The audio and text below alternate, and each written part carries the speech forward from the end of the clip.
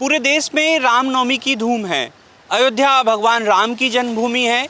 यहाँ कांग्रेस के दिग्गज नेता दिग्विजय सिंह ने भगवान राम के दर्शन किए। इसके बाद उन्होंने हनुमानगढ़ी पहुंचकर हनुमान जी महाराज का भी आशीर्वाद लिया।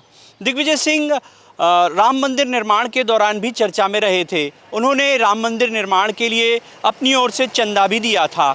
जब वहां पहुंची मीडिया ने उनसे सवाल किए और उनसे पूछा कि आखिर भगवान रामलला के दर्शन करने के लिए राहुल गांधी कब आएंगे, तो उन्होंने कुछ इस तरह से जवाब दिया।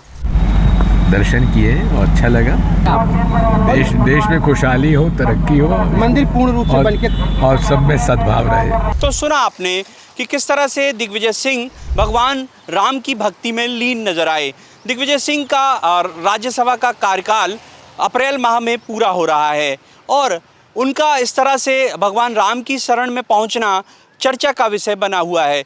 इससे पहले अगर देखें तो दिग्विजय सिंह के खिलाफ बीजेपी और हिंदूवादी नेता अक्सर उन पर हिंदू विरोधी होने का आरोप लगाते रहे हैं, लेकिन दिग्विजय सिंह उन सब आरोपों के इतर भगवान की भक्ति में अक्सर लीन नजर आते हैं और राम भगवान के लिए उन्होंने जिस तरह से श्रद्धा अपनी दिखाई है वो निश्चित तौर पर ही हिंदूवादी नेताओं और बीजेपी के लिए करारा जवाब है।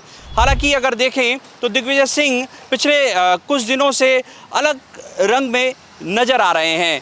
राज्यसभा में विदाई भाषण के दौरान उन्होंने भावुक करने वाला भाषण तो दिया ही था और इससे पहले अगर देखें तो वे आरएसएस और बीजेपी के संगठन की भी तारीफ कर चुके हैं।